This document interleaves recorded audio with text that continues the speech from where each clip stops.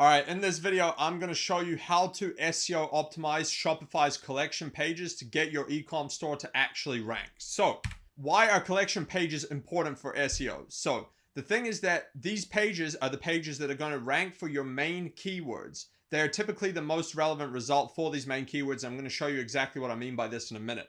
If you try and rank a particular product and then you have to change or remove that product, you're going to lose that ranking, which is one of the reasons you don't want to make product pages rank, but rather the collection page.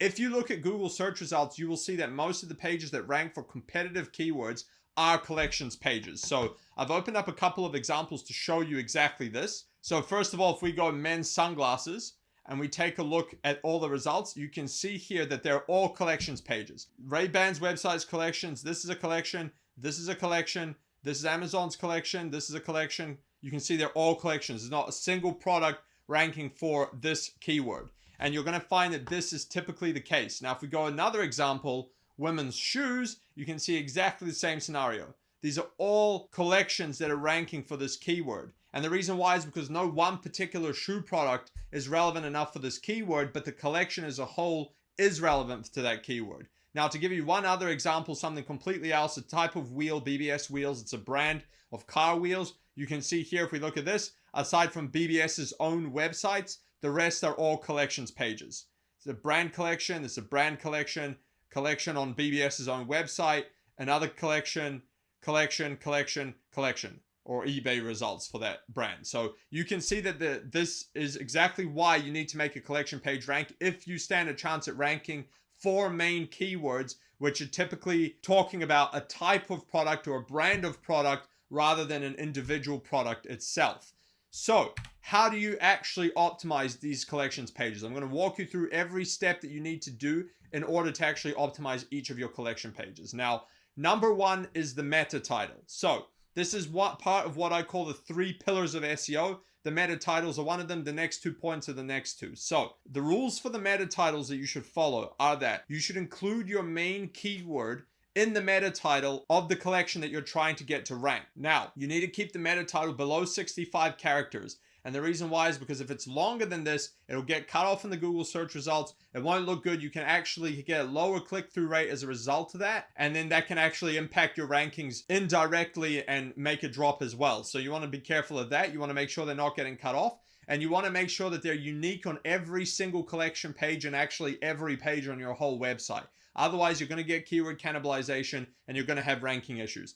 Now, the last point is that you can actually use them to increase the click-through rate of your search result in Google to get more clicks onto your website by putting things like deals or other incentives for people to click them. Once you got the page ranking, you can experiment with this and actually try and improve the click-through rate.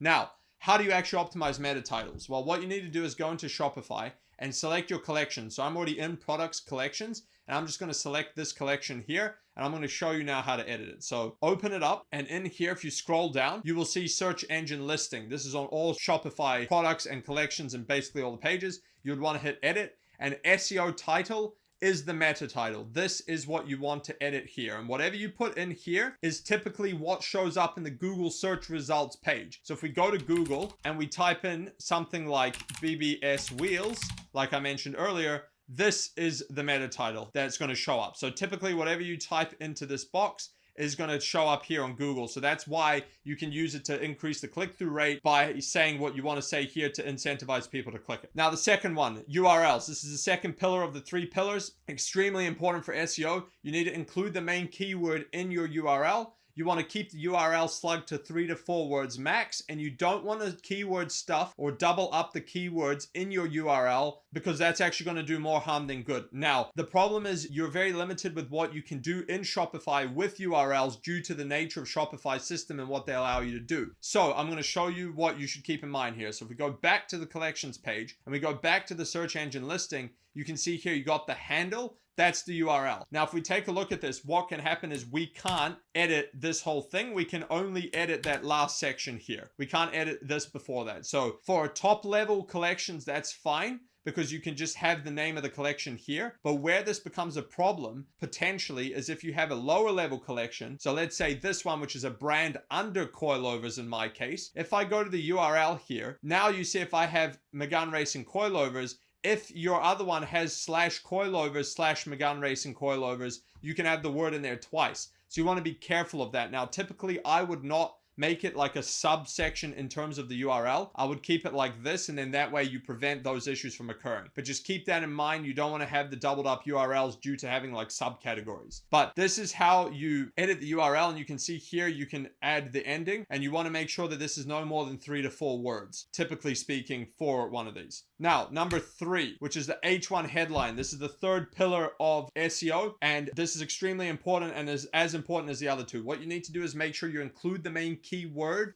Put the S in brackets because you can have variations of it in the headline, and I'll explain what I mean in a second. You want to make sure that that's actually in the H1 headline. You actually want to make sure that you have an H1 headline. You want to make sure that each collection has only one H1 headline, not multiple, and that goes for every page on your site. And you also want to make sure that each H1 is unique, and this is across your whole website. So if we go back to the collection here, this is the H1 headline. So whatever you put in here is going to display, typically speaking, as the H1 headline on your website. Now that does depend on the theme. So you need to be careful and make sure that the theme you're using does actually do that. But I'll show you what I mean. So if we open this collection, this is that headline. I'm going to show you now if we go inspect. You can see here, you can see H1. So this is the H1 headline. So you need to make sure that your main keyword that you want this page to rank for is in this headline. Now it can be longer, can have few words around it. You can get creative with this and make it a little bit more readable or more attention grabbing, but you want to make sure that the keyword is in there. Now, point 4, content. This is usually the one that most people overlook when it comes to collections pages. They don't put any content on them. They just put the product feed and that's it, but that's a big mistake. Including unique content that's relevant to the topic on each of your collections pages is going to help you to rank a lot, especially if you do the H2 and H3 headlines correctly, which is my second point. You want to include H2 and H3 headlines with variations of your keyword in those headlines, which is going to help you to rank for long tail keywords and help the main keyword as well rank for that. Now, you want to use competitors as a way to get an idea of what Google wants to see on these actual pages. I'm going to show you what I mean by this. And FAQs are also another great way to get H2 and H3s with the keywords in them. So if we go back to one of the examples, let's say men's sunglasses, I'm just going to open a couple of these and I'm going to show you what you can do. So let's say you were trying to rank for men's sunglasses. I'm going to ignore Amazon in this case, because they rank primarily just on authority. But if we open all the other ones, we take a look here, what you'll find is they will have the products, which is fine. And then typically speaking, when you get to the bottom of the product, you will usually have some kind of description. Now, Ray-Ban doesn't seem to, but again, these guys will be ranking on authority, so they kind of don't have to, but I'm going to find an example for you. Right, so if we take a look at this one, Macy's, you can see here, they have all the products listed, and then below the products, they've actually got a section with content, and they've got men's sunglasses. That's probably an H2, I'm going to guess. Let's take a look. H2. And then you can see that they've got another one here, which is it's just a bold. I would have made these H3 personally, but you can see that they've got some subheadings there and some content. And that is a good example of exactly what I'm talking about. And this also gives you a chance to internal link to other pages. And I'm going to explain what I mean by this in a minute, but they have done that. You can see here, they're interlinking to different brands of glasses within this content. I'm going to go into that in a further point because this is very important as well. So including content gives you the opportunity to have these sub headlines, get more keywords in the headlines, and have internal links going to other collections and other products, which is what you want to do. I'm going to talk about that soon. So how do you actually edit the content? Well, to go into the Shopify admin, here under description is where you can add content for that particular collection. And once you add it in there, it's going to show up here or wherever it shows in your particular theme. You can see here in this collection, this is the content I added with the H2 and the content below it and a link. Now, the next one, image alt text. So basically what you want to do is make sure that you include the keyword that you want that page to rank for in the actual image alt text. And what that will do is it's going to tell Google that this image is relevant to that particular keyword. However, you don't just want to stuff the keyword into the alt text and just put, like, let's say men's sunglasses and have that 500 times. You want to make sure that it's actually relevant to the actual image and describe the actual image. So let's say if it's a man wearing sunglasses, displaying sunglasses, you would want to put, so let's say for instance here, you could put here man wearing Ray-Ban sunglasses, and you would get the keyword Ray-Ban sunglasses in there, but it's also describing what the image is. And that helps Google to categorize what the image is actually about. and then rank it accordingly. And you might actually even show up in some of these image searches. Like you can have images in the Google search results. So you might actually rank with the image, which will help get more traffic to your website. Now, to edit the image alt text, you would want to go into the image itself. Let's say I added an image here.